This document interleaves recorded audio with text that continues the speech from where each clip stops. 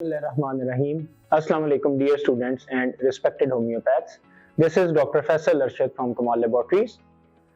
Dear homeopaths, आज मैं आप लोगों के साथ कार्डियोवास्कुलर डिजीजेस के हवाले से डिस्कस करना चाहूँगा।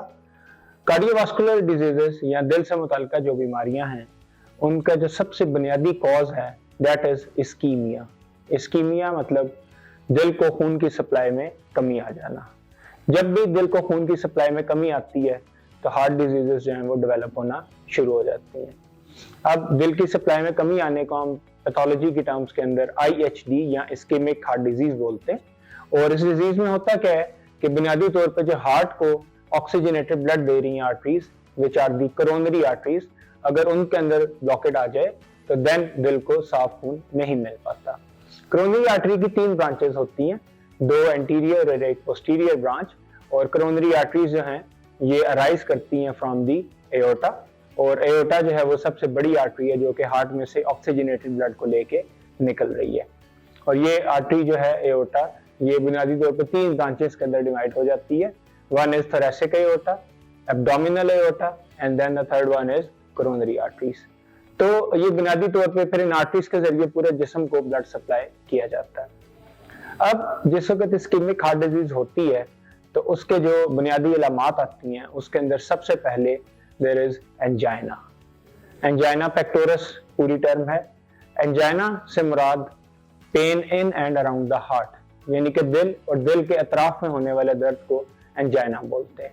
और एंजाइना एक ऐसी कैफियत है जो हम में से हर शख्स जिंदगी में कभी ना कभी जरूर एक्सपीरियंस करता है, यानी कि इस तरह की कैफियत में दिल में दर्द होता है और वो दिल के अतराफ में भी जा सकता है।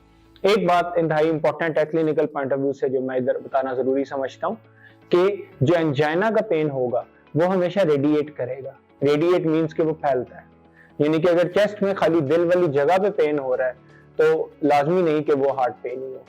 लेकिन अगर हार्ट पेन होगा, एंजाइना होगा, तो वो लाजमी तौर पे या राइट आर्म में या लेफ्ट आर्म में जाएगा, यानी कि सीधे बाजू में या उल्टे साइड के बाजू में जा सकता है। इसी तरह जबड़ों में भी एक्सटेंड कर सकता है।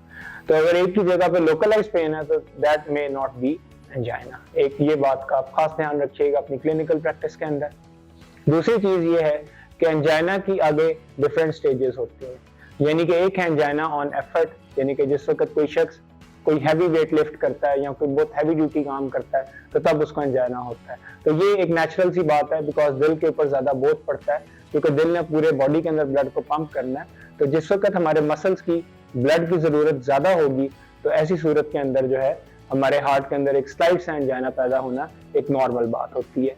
लेकिन अगर आप इसके अलावा देखें, यानी कि एंजाइना एट रेस्ट हो रहा है, तो that is something really dangerous. यानी कि एक मरीज जो है वो अच्छा खासा बैठा हुआ है और उसने कोई फिजिकल एक्टिविटी भी नहीं की, कोई थकावट वाला काम भी नहीं किया, लेकिन स्टिल उसको जो है वो पेन डेवलप हो रहा है, एंजाइना हो रहा है बार बार, तो उसको लाजमी अपना मेडिकल चेकअप करवा लेना चाहिए। एंजाइना के बाद जो है एक और जो सिम्टम मिलता है कि देयर कैन बी डिस्निया, यानी कि सांस लेने में दुश्वारी होती है। और क्योंकि ऑक्सीजन के लेवल्स जो हैं वो कम होना शुरू हो जाते हैं हार्ट के प्रॉपर ब्लड को पंप ना करने की वजह से, तो इसके नतीजे पे जो है सांस लेने में भी दुश्वारी का सामना हो सकता है। इसके अलावा वर्टिगोज यानी कि चक्कर आते हैं और मेंटल कंफ्यूजन की स्टेट होती है, और इसका रीजन भी यही है कि दिमाग को भी जिस वक्त ब्लड सप्लाई कंप्लीटली नहीं जाएगी तो इंसान को जो है वो चक्कर आते हैं। फिर इसी तरह लोअर लिम्ब क्लॉडिकेशन है, यानी कि टांगों का जो निचला हिस्सा, पिंडलियों के जो मसल्स होते हैं जिनको हम काफ मसल्स बोलते हैं, इन मसल्स के अंदर भी क्योंकि ब्लड सप्लाई में कमी हो जाती है तो इधर जो है शदीद दर्द की कैफियत मिलती है।